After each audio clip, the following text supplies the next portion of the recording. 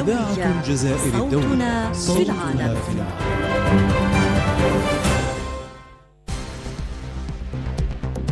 With Radio Algeria International, you will not miss a single major political or economic event. Radio Algeria International, our voice in the world.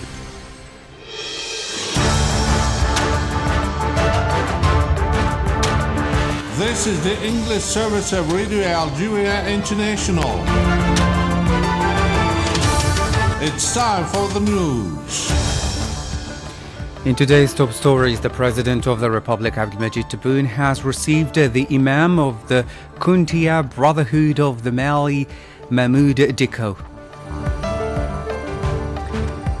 Algeria and Indonesia have signed several agreements to mark the 60th anniversary of bilateral relations. On the 75th day of the aggression against Gaza, the Israeli occupation aircraft continued today to bomb various areas in the northern and southern parts of the Gaza Strip, including Jabalia and Khan Yunis. Hello and welcome to Radio Algeria International. I'm Jamal Osmani. The President of the Republic, Abdelmajid Tebboune, has received the Imam of the Kuntia Brotherhood of the Republic of Mali, Mahmoud Dicko. Speaking after his meeting with the President of the Republic, Mahmoud Dicko said that Algeria and Mali are more than neighbours, they are an indivisible whole. After thanking Algeria for its support for Mali through all the stages in crisis it has gone through, the Imam of the Kuntia Brotherhood expressed the wish to see his country overcome the difficulties it is going through and to see reconciliation and peaceful coexistence between the peoples of the Sahel region come to fruition. The President of the Republic, Abdelmajid Tebboune, has sent a message of condolence to the Emir of the Brotherly State of Kuwait, Sheikh Mash'al al-Ahmed al-Jabir al-Subah, following the death of the Kuwaiti poet and writer Abdelaziz Saoud al-Babtain, in which he said that the deceased had left an immense civilizational, cultural and humanitarian legacy. The President of the Republic said in his message, quote, "The legacy of the deceased, known as a lover of Algeria with its people, its history and its culture, will remain engraved in the collective memory of Algerian writers and creators." End of quote. As you followed in our top stories, Algeria and Indonesia have signed several agreements as part of the visit of the Indonesian Foreign Minister Ms. Retno Marsudi to Algeria to mark the 60th anniversary of bilateral relations. Our colleague Mariam Barshi covered the event and had the following report. The Minister of Foreign Affairs and National Community Abroad, Ahmed Attaf, today received the Indonesian Minister of Foreign Affairs, Mrs. Retno Marsudi, here in Algiers, in which a number of agreements were signed. Speaking to newsmen following the meeting, Mr. Attaf has this to say. وقد أكدنا اليوم بمناسبة محادثاتنا. We reaffirm today on the occasion of our bilateral talks our commitment to the special nature of our bilateral relations and our mutual readiness to give a new impetus to our historic relations, notably in the economic, political and social fields. The visit by the Indonesian minister marks the celebration of the 16th anniversary of the bilateral relations. On bilateral mechanism, we agreed to reactivate our bilateral mechanism, including the ministerial level joint commission meeting and the senior official level bilateral consultation, both of which I propose to be held in Jakarta, Indonesia, the first half of 2024. These mechanisms are crucial in our effort to take stock of progress and address challenges in our cooperation. The two ministers examined ways to strengthen bilateral cooperation, particularly in the economic sector, accompanied by an Indonesian delegation made up of state-owned oil and natural gas corporation, Pertamina. Speaking to reporters, Mrs. Marsudi said the following. Indonesia's state-owned enterprise, Pertamina, has been a reliable partner for Algeria on oil and gas industries. Our commitment for its investment remains. Therefore, we welcome another plan of investment from Pertamina of $900 million until 2048 in Algerian energy sector. Pertamina is ready to continue expanding their investment in Algeria, including in new areas such as refinery and decarbonization. We also hope to broaden our economic cooperation beyond petroleum sector through various joint projects in electricity, mining, renewable energy, and Minister Attaf mentioned also about agriculture, fisheries, and other sectors. Regarding the current situation in Palestine, Mrs. Massoudi stressed that both countries call for an immediate ceasefire and humanitarian assistance and condemned the actions of the Israeli occupying authorities. Indonesia and Algeria are aligned on condemning the continuing hostilities by Israel, demanding the urgently needed permanent ceasefire and sustainable humanitarian assistance. We also agreed that addressing the core issue, which is the illegal occupation of Israel in Palestinian land, is crucial to ensure lasting peace for the Palestinian people. Minister Attaf and I share the belief that Algeria and Indonesia could continue working together to defend justice and humanity for the Palestinian people. And I'm fully confident that as an upcoming member of the UN Security Council, Algeria will spare no effort to bring the interests of the Palestinians. Let's recall that this is the first visit of the Indonesian Minister of Foreign Affairs, Retno Marsudi, since her appointment.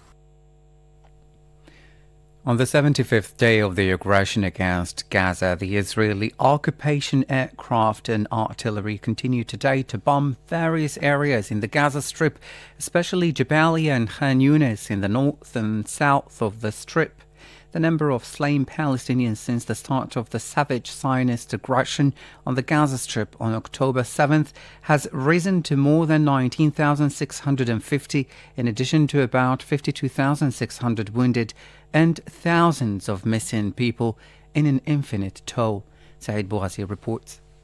Local and journalistic sources in the Gaza Strip said that heavy Zionist bombardment targeted Jabalia, north of the Gaza Strip, resulting in the killing and injury of dozens of Palestinian civilians, most of them children and women. The bombing of Jabalia comes after 16 civilians were killed and more than 70 others were injured yesterday evening in a bombing that targeted the town and Jabalia camp. Protection and health sources in the Gaza Strip confirmed that the occupation forces executed more than 13 people in the Annan family home in front of children and women in northern Gaza. The occupation warplanes launched a series of raids on the city of Khan Yunis, south of the Gaza Strip, in conjunction with violent Zionist artillery shelling. Press sources reported that a child was killed and a number of others were wounded in a bombing that targeted a house in the Japanese neighborhood west of Khan Yunis in the southern Gaza Strip, and that injuries occurred as a result of a Zionist raid on the city's El Amal neighborhood. The occupation aircraft bombed a house in the middle of the Shabura camp in the center of the city of Rafah, resulting in the killing and injury of many citizens. Yesterday evening, 13 civilians were killed and others were injured when the occupation aircraft bombed a house in Dir el-Balah in the central Gaza Strip. 15 people were also killed and others were injured when the occupation aircraft bombed the house of the Hamdan family west of Khan Yunis. The occupation artillery bombed the neighborhoods of At-Tufah, Ad-Daraj and Ash-Shuja'iyya east of Gaza City. The occupation aircraft also bombed a house near Sheikh Redwan Pool in the city. Medical sources reported that about 100 people were killed and hundreds wounded during the last hours of yesterday evening as a result of the massacres committed by the occupation forces throughout the Gaza Strip. The Security Council vote on the situation in the Gaza Strip, already postponed several times, has been postponed once again until today, Wednesday, to allow negotiations on the text. On the 8th of December, despite unprecedented pressure from the UN Secretary General Antonio Guterres, the United States blocked the adoption of a resolution calling for an immediate humanitarian ceasefire in the Gaza Strip. Last week, the General Assembly itself adopted its same resolution by 153 votes to 10, with 23 abstentions out of 193 member states. The United Nations General Assembly has adopted a resolution entitled "The Right of the Palestinian People to Self-Determination." The resolution was supported by 172 countries, with 4 countries opposed, including the United States. The text reaffirms the right of the Palestinian people to self-determination, including the right to have its own independent state. The resolution also stresses the urgent need to put an end without delay to the Israeli occupation of the Palestinian territories. The United Nations General Assembly has adopted by an overwhelmingly majority the draft resolution entitled "Permanent Sovereignty of the Palestinian People in the Occupied Palestinian Territory, including Al-Quds, and of the Arab population of the occupied Syrian Golan over its natural resources." 158 countries voted in favor of the resolution, while 6 countries opposed it, including the United States. 13 countries abstained from voting. The draft resolution reaffirms the inalienable right of the Palestinian people over their natural resources and calls for the Zionist entity to stop exploiting these resources. The text also reaffirms the right of the Palestinian people to demand compensation for the exploitation of these resources by the Zionist occupier.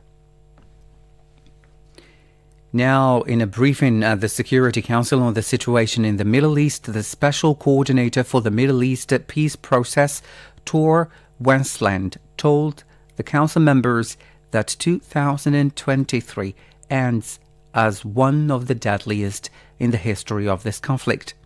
He warned that amid displacement at an unimaginable scale and active hostilities, the humanitarian response system is on the brink.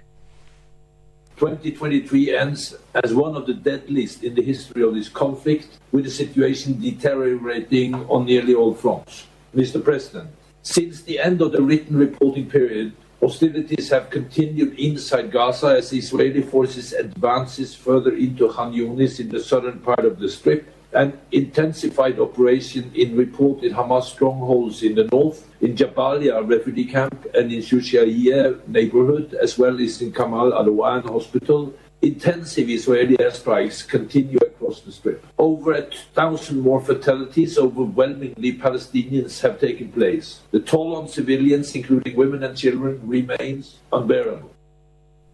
Mr. Wensland denounced the surge in violence by the Israeli settlers against the Palestinians in the West Bank.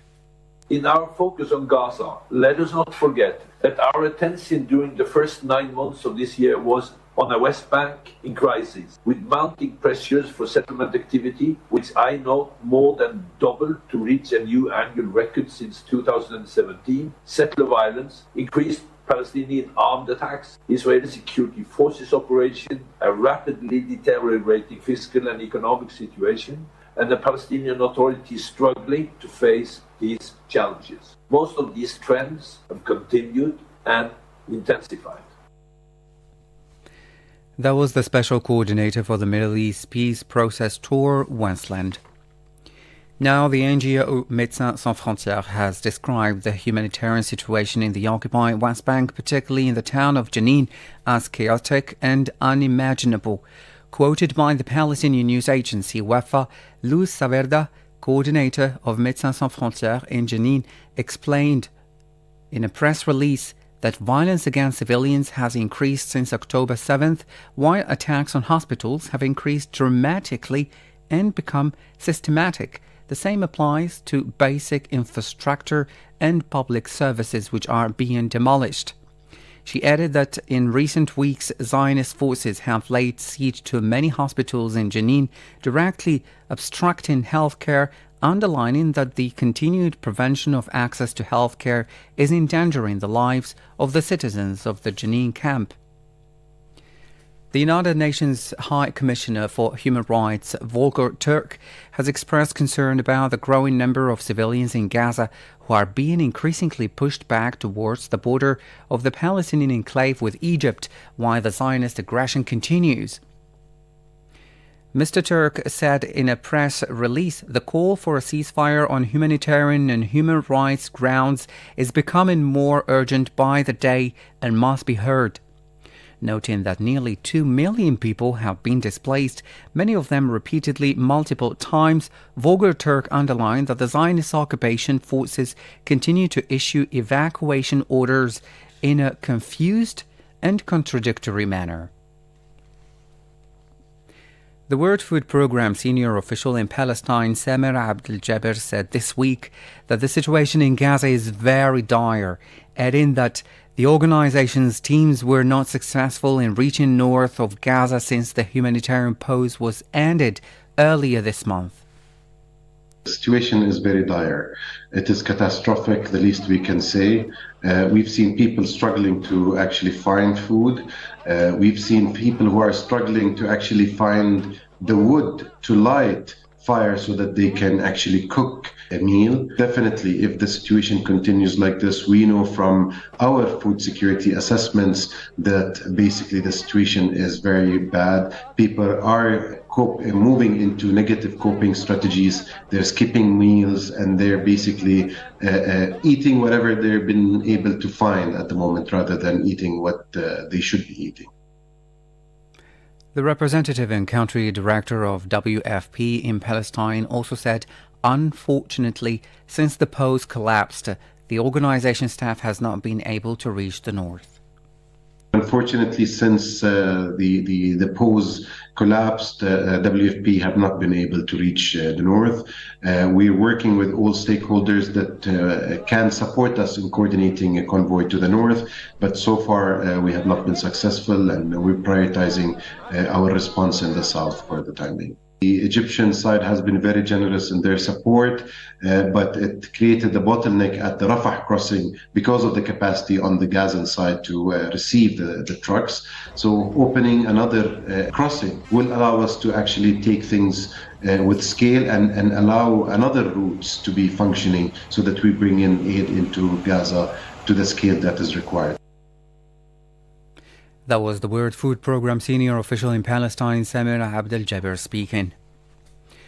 The World Health Organization, WHO, has warned against the risk of an epidemic spreading in the Gaza Strip, which has been under intense area bombardment and artillery fire by the Israeli occupation, resulting in thousands of killed and wounded, in addition to the missing still buried under the rubble. The details with Said Bouazi. The organization's spokeswoman Margaret Harris said that there are risks of a major epidemic given the deterioration of the health system in Gaza, without specifying the type, underlining that there is evidence and indications on this subject. On the displacement of nearly 1 million children in Gaza, Margaret Harris warned of major risks of the spread of disease among them. In addition to the cold and rain in Gaza, we are seeing a real state of famine. 90% of the population have no food or do not know where to find enough food, she points out.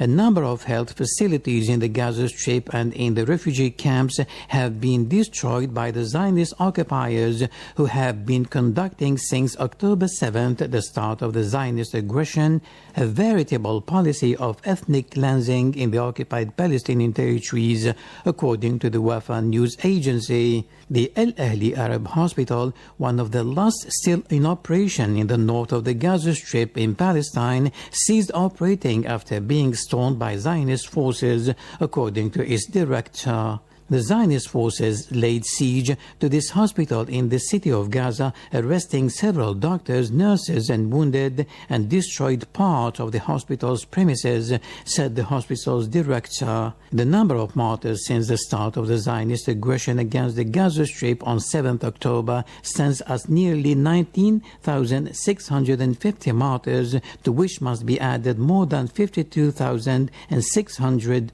wounded and thousands missing, recalls the Wafa news agency. In New York, spokesperson for the Secretary General Stéphane Dujarric spoke to reporters about the UN humanitarian efforts in the northern part of the Gaza Strip, in which had this to say. The Office for the Coordination of Humanitarian Affairs tells us that telecommunications and internet services in southern Gaza have been partially restored following the longest shutdown since the onset of this current part of the conflict. These recurrent interruptions and lack of electricity hinder access to vital information and, of course, severely hamper the delivery of humanitarian goods. We have also, UNRWA tells us that they are continuing to provide health care to displaced people at shelters. Since the beginning of December, the World Food Programme also distributed high-energy biscuits to about 600,000 internally displaced people in designated shelters. In addition, the World Food Programme also distributed food parcels or wheat flour to about 110,000 internally displaced people during the past 2 weeks. Between the 12th and the 17th of December, only 2 of our humanitarian partners were able to operate in the northern area of Gaza due to the security situation. They distributed food to more than 46,000 internally displaced people in shelters. Regarding the southern part of the Gaza Strip, Dujarric said the amount of aid crossing into Gaza does not meet a fraction of the needs. In the south, 11 of our partners have provided food to some 2.5 million people over the past week. UNICEF delivered nutrition supplements for more than 60,000 children inside shelters, as well as supplements for pregnant and breastfeeding women. Regarding shelters, last week our partners distributed 2,300 kitchen kits, nearly 57,000 blankets, and more than 27,000 mattresses in the south, but there's still significant gaps in what we're able to deliver. The United Nations Special Rapporteur on the Palestinian Territories, Francesca Albanese, has called on the President of the European Commissioner, Ursula von der Leyen, to use all her powers to cut an end to the ongoing Israeli genocide in the Gaza Strip. This follows Albanese's response to a message from the President of the European Commission on the X platform, in which the European official commemorated the victims of the genocide against the Tutsis in Rwanda in 1994. The best way to commemorate the victims of past genocides would be to use all your powers to prevent another genocide like the one committed in Gaza, reacted Francesca Albanese in her response to Ursula von der Leyen. Now back to Algeria. 2023 was an exceptional year for the energy sector, marked notably by the signing of several agreements with international companies and the discovery of hydrocarbon resources, enabling the country to increase its exports revenues and to have strategic reserves for the national economy. Algeria's main achievements in the energy sector in 2023, compiled in this program by Saïd Bouazi.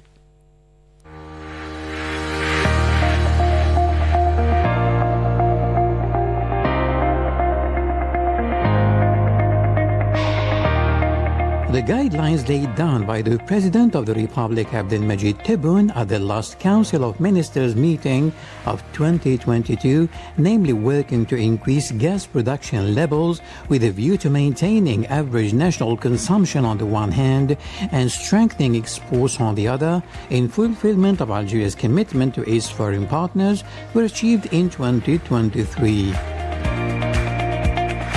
2023 is coming to an end with a wealth of achievements for the energy sector, including the conclusion of several agreements signed by the national energy company Sonatrach with international companies covering various areas related to hydrocarbons, confirming Sonatrach's role as a reliable supplier of energy. According to the National Agency for the Development of Hydrocarbon Resources, ALNAFT, Sonatrach signed during 2023 within the framework of the new law on hydrocarbons contracts with 6 global companies: Eni, Occidental Petroleum, Total Energies, Sinopec and Pertamina, while negotiations are underway with other major companies to conclude other contracts. Among the major agreements signed in 2023 are those between the Sonatrach Group and the Italian group Eni in Algiers on increasing gas supplies and reducing emissions. Bilateral strategic agreements were signed in the presence of President Tebboune and the President of the Italian Council of Ministers, Giorgia Meloni, who was visiting Algeria for the construction of a new gas pipeline to transport natural gas and, alternatively, hydrogen and blue and green ammonia, as well as the laying of an undersea electricity cable and the extension of natural gas liquefaction capacity. This is an extremely important project that will make Italy a hub for the distribution of energy products to Europe, said the President of the Republic, referring to the new gas pipeline project. In the field of marketing, major contracts for the delivery of gas were also signed in 2023. These include an agreement signed by Sonatrach with the Chinese company Wanhua Chemical for the supply of liquefied petroleum gas LPG to the Wanhua Petrochemical Complex in China. During the year, Sonatrach also signed a major agreement with the Turkish company Botas for the sale and purchase of liquefied natural gas LNG for the Turkish market for a period of 3 years. In addition, in July 2023, the national company completed its first delivery of LNG to Eni, the world leader in the supply of liquefied natural gas, at the new floating regasification terminal in Piombino, Italy, delivered by an LNG carrier owned by the subsidiary Hyproc, opening up the prospect of increasing gas volumes to this new terminal. 2023 also saw the resumption of Sonatrach's activities in Libya. In terms of discoveries, the company announced 10 new hydrocarbon discoveries, in addition to 16 others achieved in 2022, confirming the country's significant oil and gas potential and the efforts made to explore and renew reserves. At the end of 2022, in the case of gas, President Tebboune stressed the need to increase the number of discoveries in order to raise the volume of exports from the current 53 billion cubic meters to nearly 100 billion cubic meters in the long term. In terms of export revenues, Algeria recorded at the end of September 2023 around $38 billion in export, according to government figures, to reach $48 billion by the end of the year. In addition, major energy infrastructure projects have been launched, including the Sidi Bel Abbas Fuel Storage and Distribution Center, with a capacity of 180,000 cubic meters, ensuring fuel autonomy for 30 days for the country's western and southwestern regions. And in order to make a success of the energy transition, several projects were launched in 2023, including the launch of a call for tenders by the Sonelgaz Group for the production of 2,000 megawatts of photovoltaic solar electricity. The tender includes the construction of 15 solar power plants across 12 provinces, with unit capacities ranging between 80 and 220 megawatts, in addition to the construction of facilities for connection to the electricity grid.